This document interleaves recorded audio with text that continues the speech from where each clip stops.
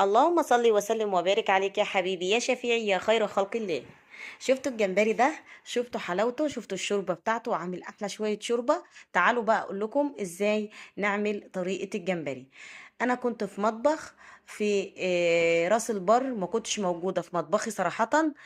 فعملنا جمبري هناك، عملنا جمبري سريع. ولا عملت شوربه سيفود ولا عملت اي حاجه من دي، انا عملته شوربه جمبري بس. وطبعا كان كمية الجمبري كانت ما شاء الله كبيرة جدا. حبيت انضف شوية منها او جزء منه واشتلته على جنب، لاني هعمل بيه كفتة الجمبري. بدأت بقى ان انا اشتل الراس وانضف الرجلانات كده من تحت، وابتدي اشتل القشرة بتاعته الخارجية. وطبعا الكيس الرملي اوعوا تنسوه. بوريهولكم، هو خيط اسمر كده بيبقى في قلب الجمبرياية من فوق من عند ظهرها. بالراحة بفتح فتحة صغيرة كده وبروح شايلة الكيس الرملي بتاعها ده. بعد كده بفضل ماشية بنفس التكنيك لحد لما اخلص الكمية.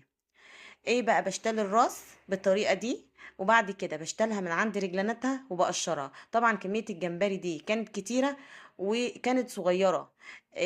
طبعا اشتريناها، كانت اصلا الجمبرية كانت صغيرة، ما كانتش الجمبرية الجامبو الكبيرة.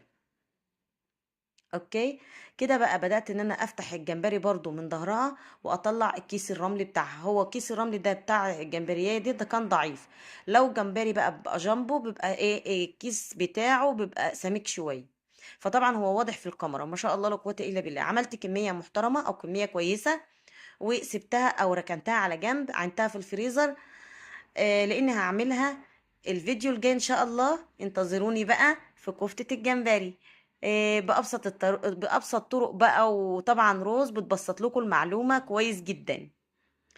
بدأت ان انا اغسل الجمبري الباقي معايا غسلة كويسة وشطفته شطفة كويسة جدا ونضفته عشان اعمل بقى شوربة جمبري. الولاد طلبوا مني شوربة جمبري واحنا في المصيف. ما تأخرتش عنهم، عملنا شوربة الجمبري. شوربة الجمبري دي لا علاوة عليها، ممكن تطبخي بيها رز، رز بسمتي، وممكن تدخليها في حاجات كتير. وشوربة الجمبري ده انا عملتها للصراحة وللأمانة كشوربة بس مش اكتر.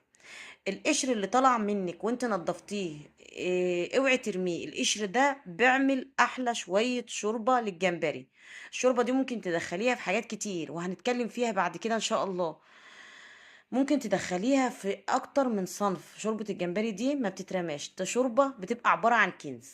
فالقشر اللي انا قشرت بيه الجمبري اللي انا خدته وهعمل بيه الكفتة برضو ما يترميش، ممكن بتاخديه تغسليه وبتحطيه وبتعمليه شوربة. بدأت ان انا احط بقى ايه على الشوربة دي. بهارات الشوربة الجميلة اللي بنبقى نحطها في اي بهارات شوربة. طماطمية كده متقطعة، بصلاية جميلة متقطعة. بدأت ان انا احط ورق اللورو. بدأت ان انا احط بقى ايه حبة فلفل اسمر، حبة ملح، اظبط الملح بتاعي.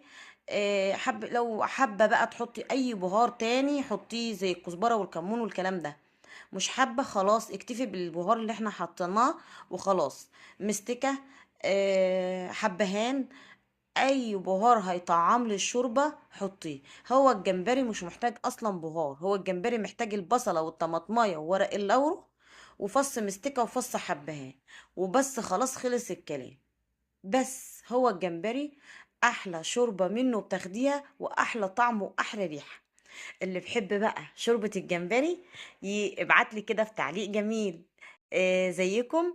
واللي وصل لغاية هنا وما صلاش على الرسول يصلي معايا على الرسول. اللهم صل وسلم وبارك عليك يا حبيبي يا شفيعي يا خير خلق الله.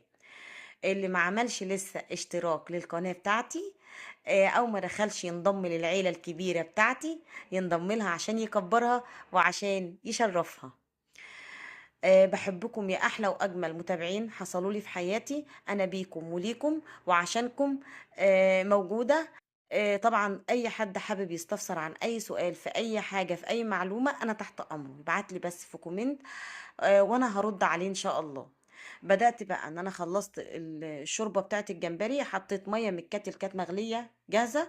حابة بقى في براد مغلي عندك، حابة تغلي مية اوكي وهو بتغلى بيه عادي.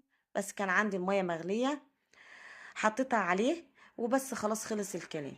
بصي هو بالكتير قوي ما بيقعدش اكتر من ربع ساعة عشان ما يجلدش معايا. الجمبري بطبعه مش بيغيب، حتى لو بتشويه، حتى لو بتقليه، لو هو كبير وجامبو بتقليه مش بيغيب. طبعا احلى شويه شوربه. بوريكم الجمبريايه شكلها بقى عامل ازاي. الطماطم والشوربه بتاعته جميله جدا. ممكن بدخلها بقى في شوربه رز، في شوربه في رز. وبعمل الشوربه دي مع الرز مع الجمبري بتبقى جميله. بس لما بكون الجمبري جامبو. اما الجمبري ده كان صغير شويه، عملته بس كده. طبعا بتقشريه، وبألف هنا وعافية يا رب على كل حد وكان له نصيب وأكل منه. الريحة والله العظيم لو كنتوا مكاني وشمين الريحة أو ضايقين الشوربة بتاعته، كانت شوربة جميلة جدا. وأستودعكم الله.